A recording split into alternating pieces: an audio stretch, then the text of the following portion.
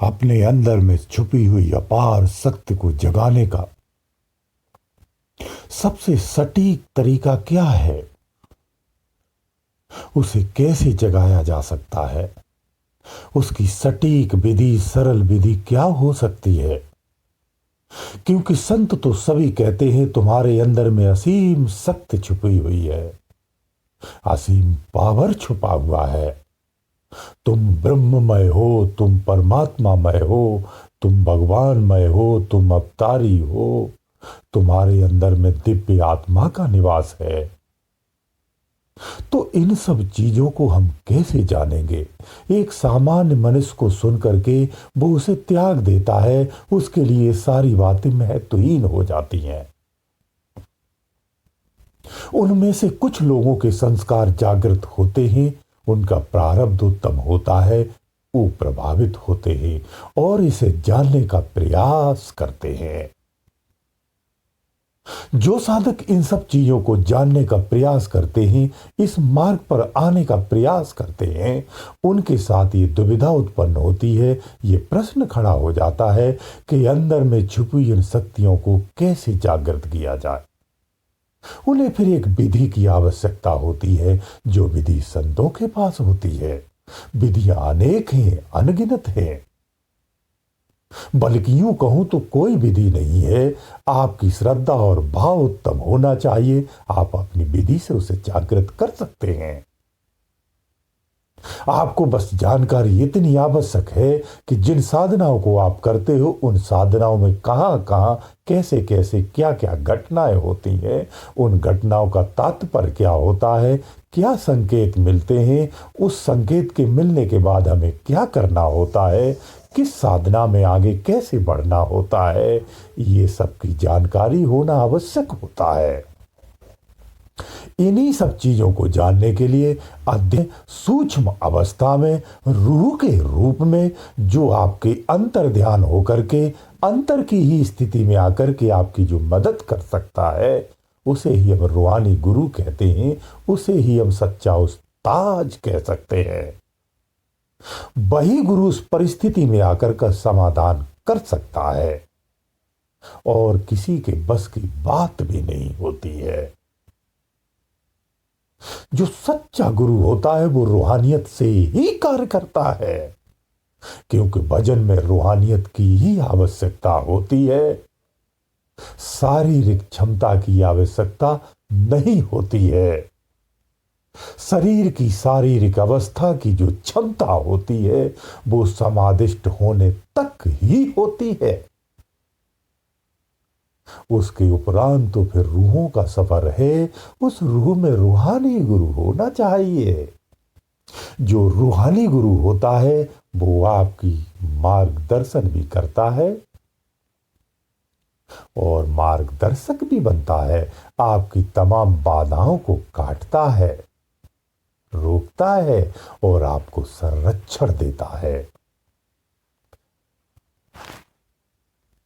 विधियां आत्म जागृति के लिए, विशेष विधि की बात करूं तो आप प्रारंभ अपना जप और तप, जैसे कहते हैं ना, आप अपना अनहद के माध्यम से भी कर सकते हैं। ये विधि भी बहुत अच्छी है, जो हमने पूर्वत में आपको बताई हुई है। निज की सत्य का मतलब ही होता है निज को ही जानना। जो मैं बोल रहा हूं, मैं सुन रहा हूं, मैं समझ रहा हूं, मैं क्रियाओं को कर रहा हूं, मैं कथाओं को कर रहा हूं, मैं समाधि कर रहा हूं, मैं भजन कर रहा हूं, मैं गुरु को अपना रहा हूं, गुरु मेरे साथ है, ये सब क्या है? इसी रूप को जानना होता है, इसी शक्ति को पहचानना होता है, जो कर्तापन का भाव लेकर के बैठा हुआ है।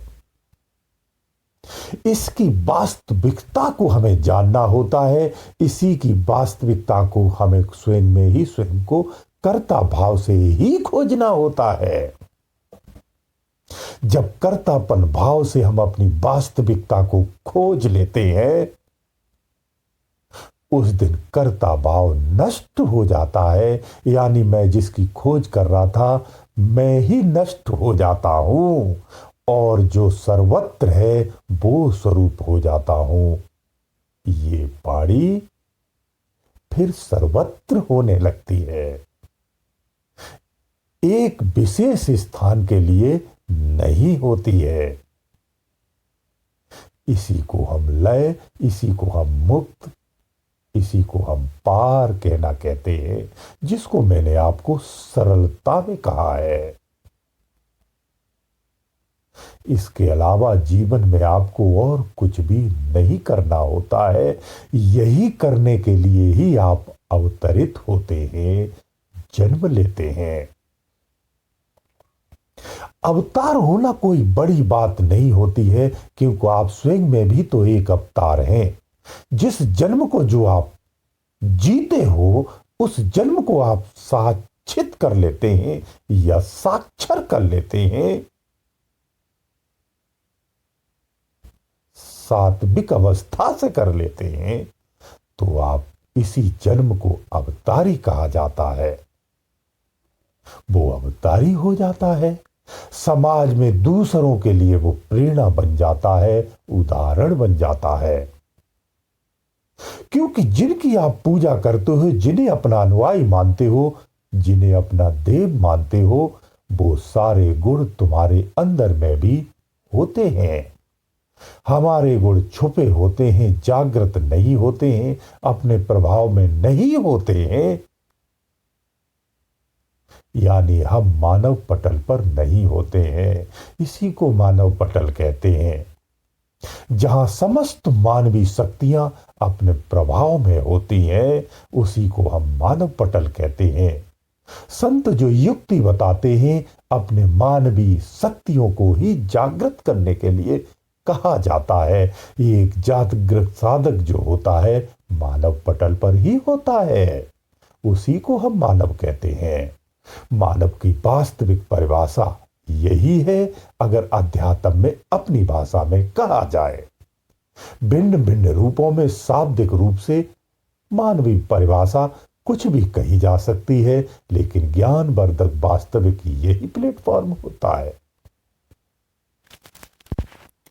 जब मानव शक्तियां प्रभावहीन होने लगती हैं, सुसुप्ति में जाती हैं, तो इसी संसार में असंतुष्ट फैलता है, अनबैलेंसिंग आती है, हिंसा बढ़ती है, विद्रोह बढ़ता है, घर्षण बढ़ता है, तनाव बढ़ता है और दुर्घटनाओं का बाहुल्य होने लगता है। यानी सामाजिक क्षतियां, आर्थिक क्षतियां, देश और विश्व में संघर्ष अधिक हो जाता है, अशांति अधिक हो जाती है, विद्रोह अधिक हो जाता है और पतन होने लगता है। मानव पटल जब तक एक्टिव रहता है, तब तक हर सृष्टि में शांति होती है। सृष्टि का हर जीव सुकून में होता है और सुकून ही मानव आत्मा का वास्तविक स्वरूप होता है। जब हम अपने निज स्वरूप में होते हैं, तो मानवीय समस्त शक्तियां जागृत होती है, एक्टिव होती है, प्रभावी होती हैं। वो अपने परिक्षेत्र में भी आए हुए सानिध्य को भी प्रभावित करती है। वो आपके प्रभाव में आकर के अपने वास्तविक रूप में आने का वो भी प्रयास करता है, अपनी बुराइयों को त्याग देता है और आपके प्रभाव से वो अपनी शक्तियों को जागृत करने लगता है। बल्कि यूं कहूं, सुते से ही उनकी शक्तियां जागृत होने लगती हैं। जब आप किसी श्रेष्ठ संत के पास बैठेंगे, तो आपके अंदर मैं प्रमाण बता देता हूं, या उसकी वाणी को सुनेंगे तो मैं प्रमाण बता देता हूं, आपका भाव शून्य हो जाएगा। आपके अंदर में कोई फिर विचार नहीं आ सकता है। यह निश्चित कर लेना, आज वाकई देख लेना। आपका ध्यान गहराई में उतर जाएगा, सुनते सुनते गहराई में उतर जाएगा। ये वाणी का प्रभाव होता है। इसलिए श्रेष्ठ जन संतों के पास आप जाते ही आपके हृदय में परिवर्तन हो जाता है। वाणी मात्र सुनने से हृदय में परिवर्तन हो जाता है, क्योंकि उनके कहे हुए एक एक शब्द अमूल्य होता है। जिसे हम किसी से तुलना नहीं करते। संसार की किसी भी पर नहीं की जा सकती है, किसी पद से तुलना नहीं की जा सकती है। वो अमूल्य होता है, उपयोगी होता है, परम उपयोगी होता है। जो साधक श्रेष्ठ संतों की सानिध्य मात्र पा लेते हैं, उनके हृदय सुते से ही जागृत हो जाते हैं। हमें अपनी उसी दिव्य शक्ति को जागृत करना होता है, और उस जागृति के लिए सबसे सरलतम उपाय है उसकी अनुभूति करना, उसका चिंतन करना, उसे महसूस करना, उसका हर क्षण ध्यान करना।